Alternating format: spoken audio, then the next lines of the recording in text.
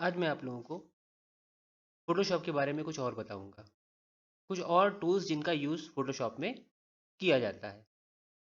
ठीक है, तो सबसे पहले फ़ोटोशॉप ओपन करेंगे। यह मैंने पहले से फ़ोटोशॉप ओपन कर रखा है क्योंकि जो फ़ोटोशॉप है इसको थोड़ा सा ओपन होने में टाइम लग जाता है। तो अभी अगर इसको पहले से ओपन ना करते तो भी कम से कम 2-3 मिनट 4 मिनट तो ये इसी तरह से ले सकता है। तो सबसे पहले फ़ोटोशॉप को ओपन कर लेंगे और एक न्यू फाइल सेलेक्ट कर लेंगे। ठीक है, तो ये वो एरिया होता है जहाँ पर देखो अभी ये हमने लास्ट टाइम शायद इरेजर टूल सेलेक्ट कर रखा था तो इसकी वजह से ये ऐसे आ रहा है। नॉर्मली तो ये सिलेक्शन टूल का यूज़ करते हैं। ठीक है, सॉरी मूव टूल का सिलेक्शन टूल नहीं कहना, मूव टूल का यूज़ करते हैं कुछ भी करने के लिए। ठीक है, तो ये होता है हमारा बैकग्राउंड। यहाँ पर कुछ लेयर्स के बारे में भी आपको बताना है कि लेयर्स क्या होती हैं। यहाँ पर ये ऑप्शन आता है ये। ठीक है, इससे हम लोग लेयर्स जितनी भी चाहे उतनी लेयर लेयर होती क्या है कि जैसे मतलब मान लो कोई वेबसाइट डिज़ाइन हो रही है या कुछ भी ऐसा कुछ डिज़ाइन हो रहा है, कोई पैम्पलेट डिज़ाइन हो रहा है, तो एक ही जगह पे सारी चीज़ों की डिज़ाइनिंग नहीं होती है। ठीक है, अलग अलग लेयर्स पे होगा सब कुछ यहीं पे हम, लेकिन हम अलग अलग लेयर्स पे अलग अलग काम करें। जैसे मान लो हमको यहाँ पर एक अभी हमने एक लेयर ली है, बैकग्राउंड को छोड़ देते हैं, कुछ नहीं करते हैं। अभी मान लो हमने यहाँ पे एक लेयर ली। ठीक है, अब हम मान लो यहाँ पर कुछ डिज़ाइन करना चाहते हैं, एक मान लो हमने सर्किल ऐसे डिज़ाइन किया। ठीक है, इस सर्किल को फिर हमने ये पेंट बकेट होती है, पेंट बकेट का यूज़ करके कहाँ गया,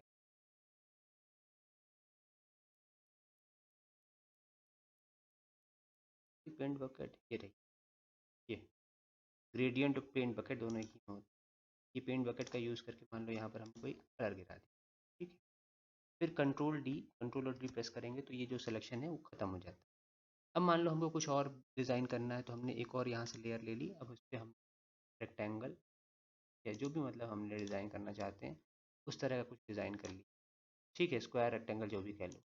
फिर उसमें पेंट बकेट का यूज़ करके मान लो कलर चेंज कर लेते हैं। ठीक है, कलर में गिरा दिया, कंट्रोल डी कर दिया। अब देखो क्या है, यहाँ पर देखने में लग रहा है कि दोनों चीज़ें एक ही कैनवस पे बनी हुई हैं, एक ही जगह पे बनी हुई हैं, लेकिन ऐसा नहीं है।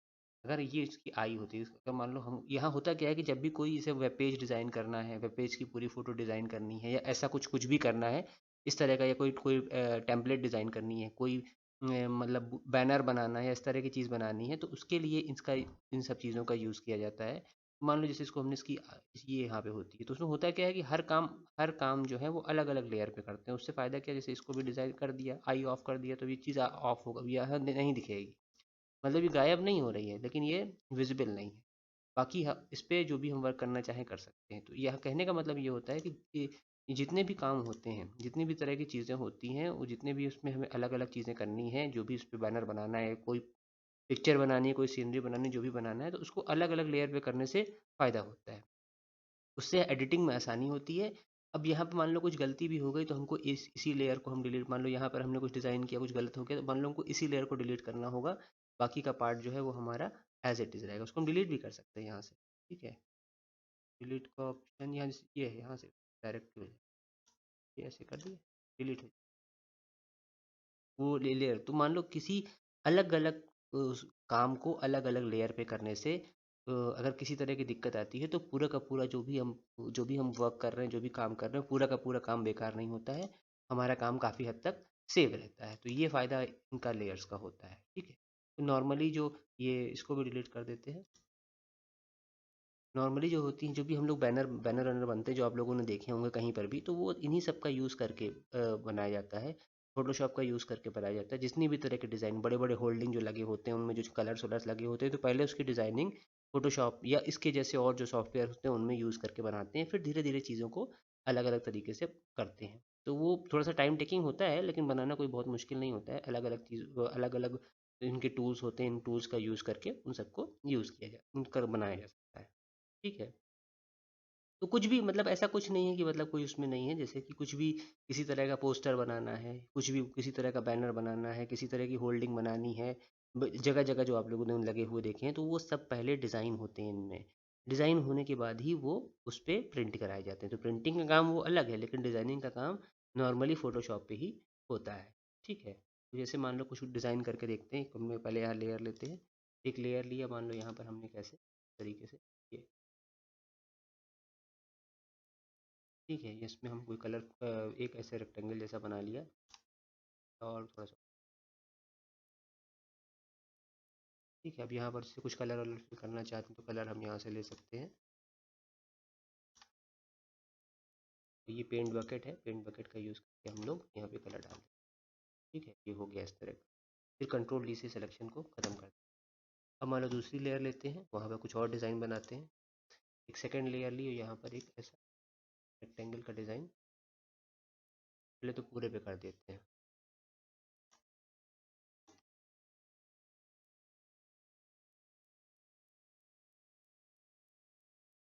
ठीक है, मैरून के साथ कुछ कलर मैच करा के देखते हैं जो अच्छा लगेगा। ब्लू कलर की ऐसे स्काई ब्लू कलर करके देखते हैं, तो उससे बहुत अच्छा एक इफेक्ट आता है। ठीक है, ये कंट्रोल ठीक है। ये हल्की सी वाइट लाइन ऐसे मैंने छोड़ दी है। अब मान लो इस पर कुछ भी लिखना है, हमको कोई चीज़ लिखनी है कि कोई कुछ भी, जैसे कुछ टेक्स्ट में लिखना है तो यहाँ टेक्स्ट का टूल भी होता है। ये टेक्स्ट टूल का यूज़ कर सकते हैं और इनका भी अपना कलर होता है। कलर को मान लो हम डिफाइन कर देते हैं ब्लैक। ठीक है, उसकी प्रॉपर्टीज़ का साइज़ वाइज बड़ा कर,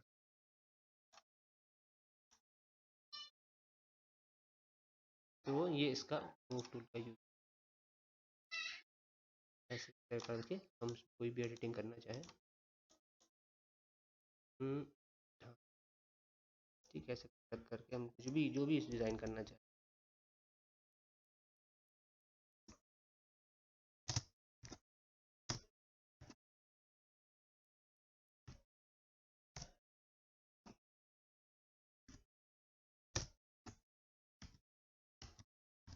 ठीक है, इस तरह से जैसे मान लो करते हैं, कुछ भी इस तरह का डिज़ाइन करने की कोशिश करते हैं, तो उससे क्या होता है, जैसे कुछ भी बैनर हुई, बैनर भी कह सकते हो इसको कुछ भी कह सकते हो बीच में, और भी एडिटिंग हो जाती है बीच में। ठीक है, तो एक ऐसे एसडी कॉलेज का मान लो बैनर टाइप का हम इसमें बनाए, तो इस तरह की चीज़ें भी बना सकते हैं। नीचे और कुछ लिख सकते हैं, एडमिशन ओपन, लिखा होगा आप लोगों ने, पैम्फलेट बने होते हैं, तो वो सब जो डिज़ाइनिंग होती है वो नॉर्मली इसी में होती है। यहाँ सारा काम अलग अलग लेयर पे इसीलिए करते हैं जिससे कि हमको डिज़ाइन करने में आसानी हो और किसी तरह की कोई कोई गलती ना हो। ठीक है, तो और भी बहुत तरह की, तो मैंने सिंपल सा करके दिखाया, लेकिन और बहुत तरह के डिज़ाइनिंग इसमें कर सकते हैं। तो कोई भी किसी भी तरह का होल्डिंग बैनर कुछ भी बनाना हो तो इसका यूज़ करके बनाया।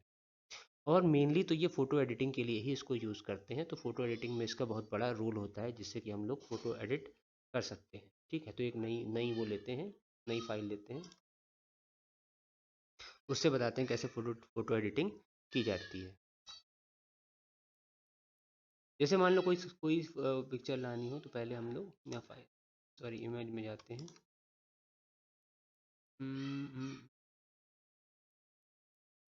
ओपन में, ठीक है, ओपन से जाके देखते हैं कहाँ पर इमेज सेव है। कहीं ना कुछ इमेज डाउनलोड की थी मैंने, तो उन इमेजेस का यूज़ करके की थी, तो की थी डाउनलोड, तो आपके हो।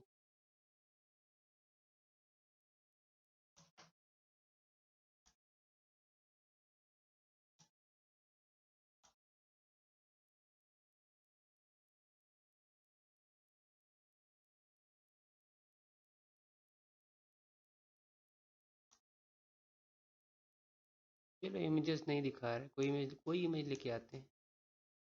इमेजेस तो थी, एक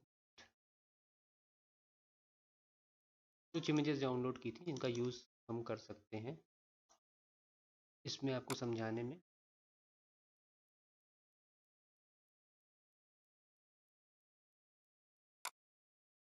ठीक है, ये कुछ इमेजेस हैं यहाँ डेस्कटॉप डेटा में, ओपन करते हैं। फिर से ओपन कर देखना पड़ता है ना कहाँ पे इमेज पड़ी हुई है।